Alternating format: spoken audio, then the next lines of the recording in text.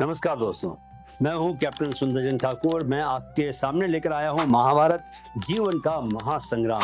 ये सिर्फ युद्ध की कहानी नहीं है, ये कहानी है रिश्तों के उलझाव की, सत्ता के लोभ की और उन फैसलों की जो पीढ़ियों तक असर छोड़ते हैं। महाभारत हमें बताती है कि हर बड़ा युद्ध पहले मन में जन्म लेता है और फिर इतिहास में उतरता है।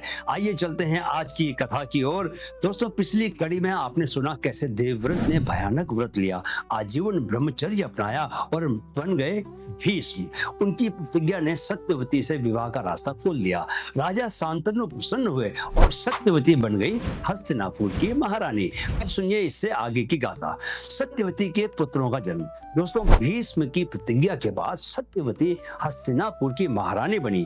उनसे राजा शांतनु को 2 पुत्र हुए, चित्रांगद और विचित्रवीर्य। भीष्म ने वचन के अनुसार इन दोनों को ही हस्तिनापुर का उत्तराधिकारी माना। चित्रांगद साहसी और बलशाली राजकुमार थे। युवा होते होते उन्होंने अपने पराक्रम से चारों ओर की छोटी छोटी रियासतों को दबा दिया, लेकिन उनका स्वभाव कुछ हद तक अहंकारी भी था। उन्हें अपने पराक्रम पर बहुत अभिमान था।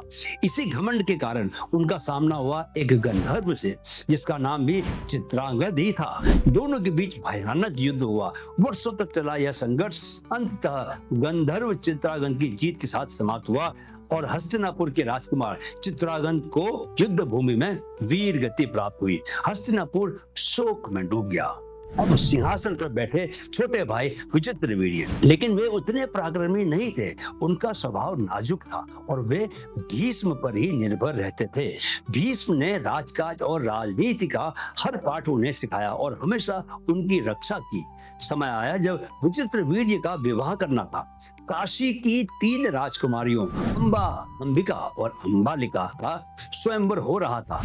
भीष्म दोस्तों स्वयं वहां पहुंचे और युद्ध करके वे अंबिका व अंबालिका को विजय स्वरूप हस्तिनापुर ले आए। अंबा की कथा आगे एक अलग प्रसंग में आएगी। इस तरह दोस्तों क्या हुआ, विचित्रवीर्य का विवाह हुआ अंबिका और अंबालिका से, लेकिन नियति फिर निर्मम साबित हुई। विचित्रवीर्य युवा अवस्था में ही रोगग्रस्त हो गए। कुछ ही वर्षों में उनकी मृत्यु हो गई बिना किसी संतान के। राजमहल में फिर मातम छा गया। अब हस्तिनापुर पर एक बार फिर संकट मंडराने लगा। राज्य था, सिंहासन था, लेकिन कोई उत्तराधिकारी नहीं था। भीष्म की प्रतिज्ञा ने उत्तराधिकार की संभावना पहले ही खत्म कर दी थी। चित्रांगद और विचित्रवीर्य दोनों समय मृत्यु को प्राप्त हो चुके थे। दोस्तों, यही वो क्षण था जब हस्तिनापुर का भाग्य एक नए मोड़ पर आ गया। अब राज्य को आगे बढ़ाने के लिए सत्यवती को अपने अतीत की ओर देखना पड़ा और वहीं से शुरू होती है महाभारत की अगली जटिल कड़ी। चलिए अब जानते हैं कि सत्यवती की क्या चिंता थी। विचित्रवीर्य की मृत्यु के बाद दोस्तों हस्तिनापुर शोक और शून्यता में जब डूब गया तो राज्य तो था, उस वक्त उत्तराधिकार नहीं था। सभा में सन्नाटा था और राजकाज रुका हुआ था। तब जबकि प्रजा बेचैन थी कि अब उनका राजा कौन होगा। ऐसे में सत्यवती का मन भय और चिंता से भर गया। वह जानती थी अगला उत्तराधिकारी नहीं होगा तो हस्तिनापुर का भविष्य अंधकारमय हो जाएगा। राजनीति अस्थिर हो जाएगी, पड़ोसी राज्य आक्रमण भी कर सकते हैं और प्रजा अराजकता में डूब सकती है। उनकी नजर बार बार भीष्म पर जाती। भीष्म बलशाली भी थे और योग्य भी, लेकिन वे जानती थी कि भीष्म की प्रतिज्ञा अटल है। उन्होंने आजीवन ब्रह्मचर्य का व्रत लिया था। सत्यवती चाहकर भी उनसे यह नहीं कह सकती थी कि वे विवाह करें और संतान उत्पन्न करें। सत्यवती रात रात भर सो नहीं पाती थी। उनके मन में एक ही सवाल गूंजता, अब हस्तिनापुर का भविष्य कौन संभालेगा। एक और उनका मातृत्व था जो अपने पुत्र विचित्रवीर्य की असमय मृत्यु पर शोक कर रहा था। दूसरी ओर उनकी रानी की जिम्मेदारी भी थी जो पूरे राज्य की नियति बचाने की पुकार कर रही थी। इसी उथल पुथल में अचानक उन्हें याद आया उनका वह पुत्र जिसे उन्होंने विवाह से पहले जन्म दिया था। एक ऐसा पुत्र जो ऋषि पराशर से उत्पन्न हुआ था। अब वह बड़ा हो चुका था, महान तपस्वी और विद्वान बन चुका था। वह कोई और नहीं दोस्तों बल्कि कृष्ण द्वैपायन व्यास थे। सत्यवती को जैसे एक किरण दिखाई दी चमकती हुई। उनके मन ने कहा यही वह कड़ी है जो इस संकट का समाधान बन सकती है। दोस्तों यह प्रसंग बेहद महत्वपूर्ण है क्योंकि इसी से आगे चलकर धृतराष्ट्र, पांडु और विदुर का जन्म होगा। वे 3 पात्र जिन्होंने महाभारत की पूरी दिशा तय की। तो सुनिए ध्यान से, शुरू होती है सत्यवती और पराशर की कथा। दोस्तों, सत्यवती का अतीत भी उतना ही असाधारण था जितना उनका वर्तमान। हस्तिनापुर की महारानी बनने से पहले वे एक साधारण मछुआरे की बेटी थी। उनका नाम था मत्स्यगंधा, क्योंकि उनके शरीर से हमेशा मछलियों की गंध आती थी। पिता मछुआरे थे और सत्यवती छोटी उम्र से ही नाव खेने का काम करती थी। वह नाव में लोगों को नदी पार करवाती थी। एक दिन जब वे नाव चला रही थी, तभी वहां पहुंचे महर्षि पराशर। पराशर केवल ज्ञानी नहीं बल्कि भविष्य के दृष्टा भी थे। उन्होंने सत्यवती के भीतर एक अद्भुत तेज देखा। सत्यवती भी उनकी गंभीरता, ज्ञान और उनकी तपस्या से बेहद प्रभावित हुई। नदी के बीच नाव पर दोनों का मिलन हुआ।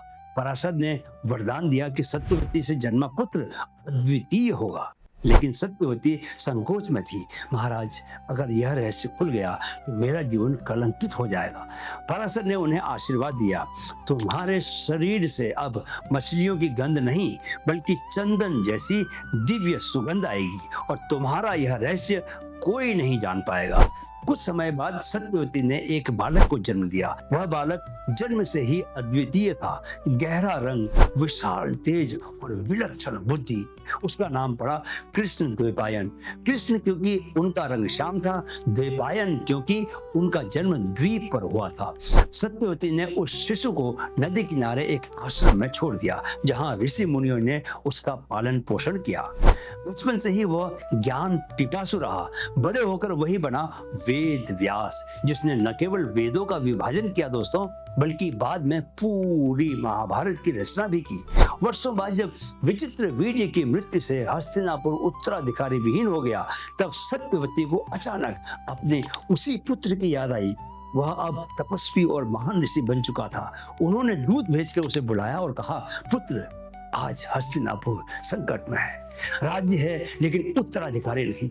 तुम्हें नियोग धर्म के अनुसार अंबिका और अंबालिका से संतान उत्पन्न करनी होगी, ताकि इस वंश की परंपरा बनी रहे और हस्तिनापुर का भविष्य सुरक्षित हो। आप में से कुछ लोग नियोग धर्म के बारे में नहीं जानते होंगे। दोस्तों, उस समय के धर्म शास्त्रों में एक प्रथा थी, नियोग धर्म।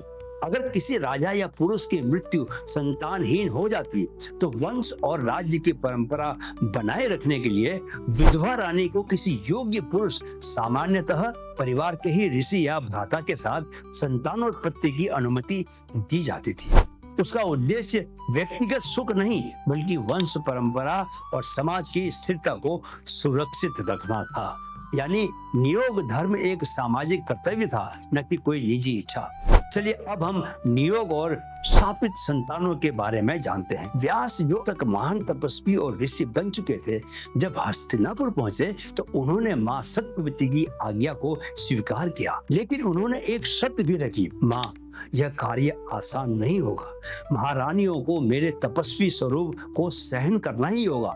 जो भाव उनके मन में उच्छण उठेगा वही उनके गर्भ में जन्म लेने वाली संतान के स्वभाव और शरीर पर प्रभाव डालेगा।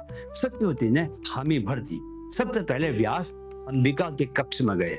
व्यास का रूप अत्यंत कठोर था। जटा, जूट, दाढ़ी, तपस्या से झुलझा हुआ शरीर और प्रचंड तेज चेहरे पर।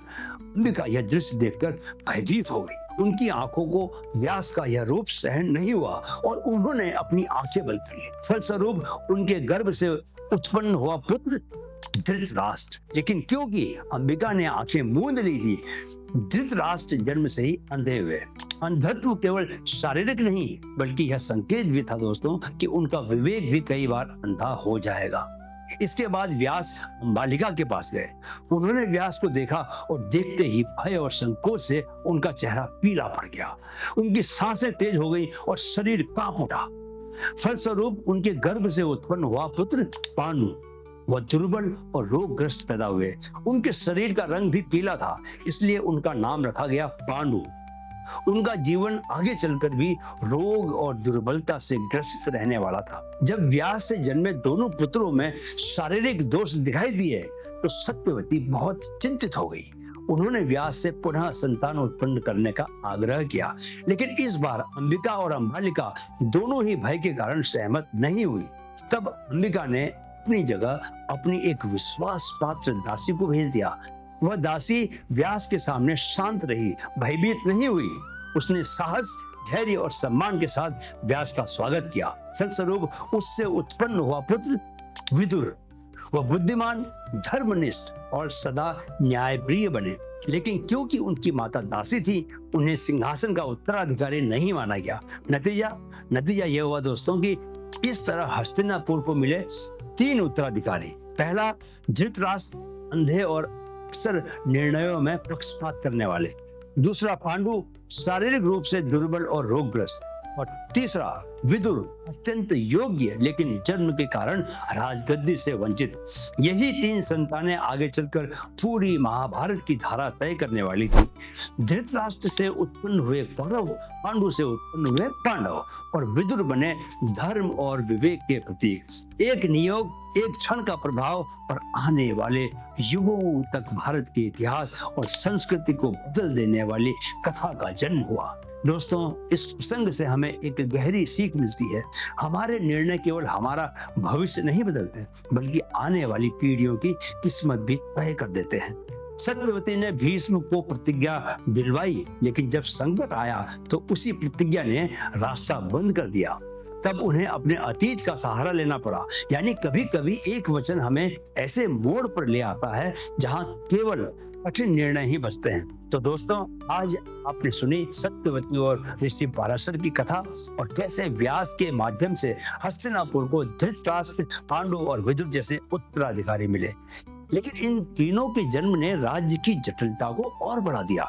अगले एपिसोड में हम जानेंगे धृतराष्ट्र, पांडु और विदुर, 3 भाई 3 भाग्य, कैसे इनकी नियति ने पांडवों और कौरवों की कहानी की नींव रखी।